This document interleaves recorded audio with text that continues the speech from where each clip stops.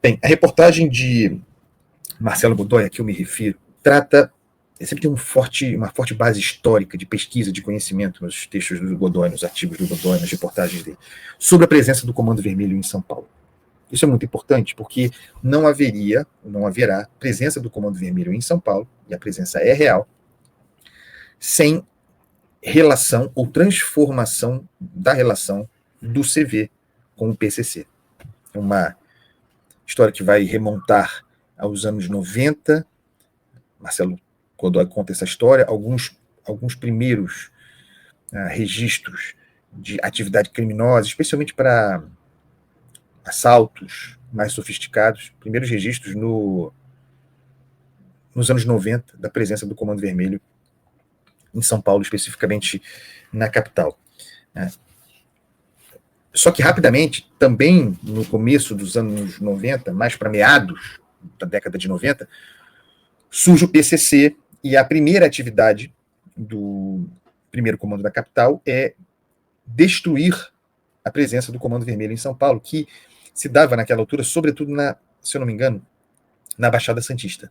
Eu estou aqui puxando pela minha memória, mas me baseando, sobretudo, no texto do Godoy. Tá? Não deixe de ler esse artigo do Godoy.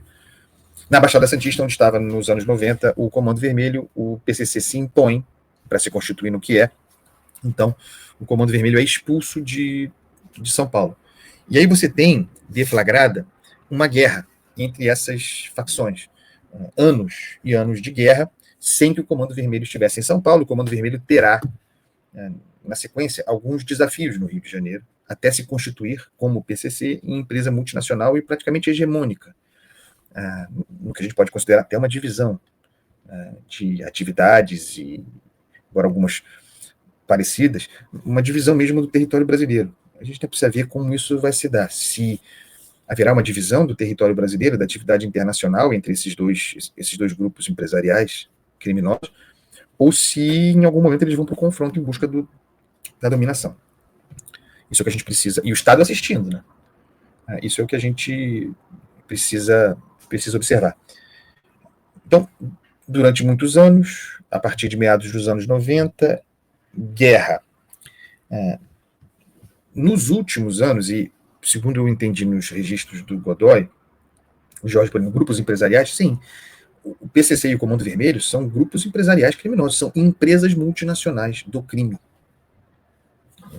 Aliás, são as nossas mais bem-sucedidas multinacionais, se me permite a provocação. A partir da década de 2010, portanto, da primeira década deste século, as coisas começam a mudar. E o Comando Vermelho reaparece em São Paulo. Há uma aproximação, algum grau de tolerância e mesmo de divisão de funções. O PCC abriria a mão, vamos observar, o PCC abriria a mão do tráfico local de drogas, do tráfico que atende a playboyzada, por exemplo, do tráfico interno em São Paulo, ao Comando Vermelho franqueado o campo para prestar esse serviço do tráfico local. O PCC, embora dominador de São Paulo, ampliando as suas atividades comerciais, como a gente vê nos casos da tomada dos postos de gasolina, o PCC, em matéria de tráfico, se preocupando ou se dedicando ao tráfico grande, o tráfico dos dólares, o tráfico internacional. O fato é que o Comando Vermelho, que durante muitos anos tinha problemas regionais e que teve muitos desafios aqui, e o surgimento de adversários mesmo, né, de grupos que saíram dissidentes do Comando Vermelho. Você tem amigos dos amigos, você tem o Terceiro Comando Puro, o crescimento das milícias. O Comando Vermelho passou muito tempo, inclusive, duvidado, em função do crescimento desses desafios e especialmente do crescimento das milícias.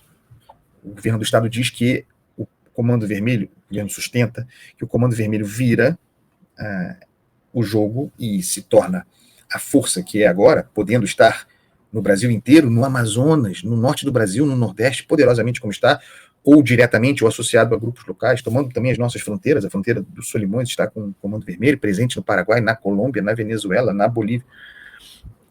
O PCC, o Comando Vermelho só pôde ter esse protagonismo chegando a São Paulo, conforme a reportagem de Marcelo Godoy, em função, aí é o texto do governo do Estado do Rio de Janeiro, em função da DPF das favelas, de que vamos falar aqui mais adiante. Segundo a versão do governo do Estado, não é exatamente essa a verdade, mas de alguma maneira, porque tudo tem nuance, algo de verdade há nisso. O período pandêmico, em função do qual veio a DPF das favelas, se não, como sustenta o governo do Estado, se não proibiu a operação policial em favela, é falso, não proibiu, basta ler os documentos, o que há oficial a esse respeito. Se não proibiu, limitou, aí sim, dificultou a ocorrência de operações policiais.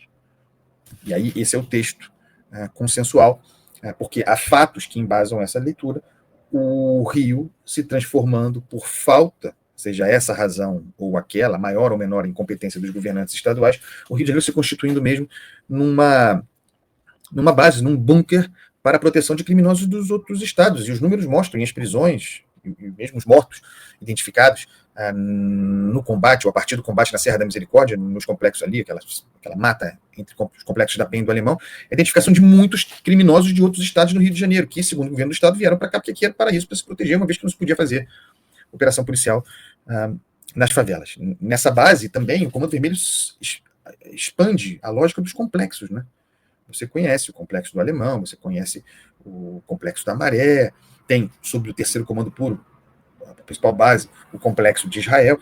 A multiplicação desses complexos também, segundo o governo do Estado, e o aumento da faixa territorial ocupada derivaria da DPF das favelas por falta de combate, esses complexos mesmo se ampliando de modo a que estejam o traficante, o criminoso, à beira da Avenida Brasil, sendo facílimo, tá mesmo, você vê ali a barricada do cara, chegou na principal via expressa, linha vermelha, linha amarela. Essa é a circunstância. O Comando Vermelho se impôs, acuou o terceiro comando puro, embora seja gigantesco e controle o autodenominado pelo TCP Complexo de Israel, está reduzido, o TCP reduzido a quase nada, amigos dos amigos, a milícia que parecia que tomaria conta da atividade criminosa no Rio de Janeiro, afinal derrotada ou acuada.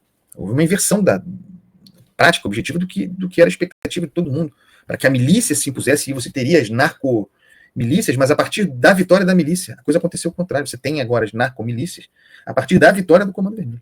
Não dá para enfrentar, retomar territórios sem duro combate armado, sem emprego de força. Não será possível reintegrar esses espaços transformados em complexos, constituídos em cidadelas, que estão em todo lugar, que se expandem, que cerceiam o direito de viver. Não será possível mudar esse estado de coisas sem ação policial. Só ação policial não bastará. E a gente volta a falar da questão das fronteiras, de que eu tanto falo, as armas e drogas, ou as peças para as armas, em maior ou menor medida, e são muitas medidas, entram pelas nossas fronteiras. Se você não controla a fronteira, e o Brasil não controla, o Brasil não está nas suas fronteiras, as portas são abertas, laissez-passer. Esse é o livre comércio está nas nossas fronteiras para passagem de armas e drogas. E de cigarros contrabandeados e por aí vai. Porque a atividade econômica do crime organizado, do Comando Vermelho, também não é mais só relativa a drogas. Eu falei em narcomilícia e também o Estadão tem falado muito sobre isso, e é algo sobre o que eu tenho estudado há muito tempo, que eu faço cobertura local do Rio de Janeiro, a constituição da narcomilícia e a ocupação dos territórios. A ocupação do território, faixa gigantesca de terra ocupada pelo crime organizado, em que vivem milhares de pessoas, é uma oportunidade comercial, o estabelecimento do monopólio. Daí vem a ideia de narcomilícia, porque o tráfico triunfando, incorporando a prática miliciana, do uso do domínio do território, não apenas para se proteger e para organizar o seu comércio de drogas, não. A imposição extorsiva sobre a população daquelas regiões. Por que você acha, uma galera delirante que luta contra os números e contra a constatação da verdade, por que você acha que o morador da favela é a favor da operação policial como a que houve na semana passada? Porque ele vive oprimido, porque ele é extorquido diariamente. O cara não pode comprar o próprio cigarro. O cara não pode entrar em casa com um cigarro que comprou no trabalho, no centro da cidade. Porque ali só pode o cigarro contrabandeado pelo traficante.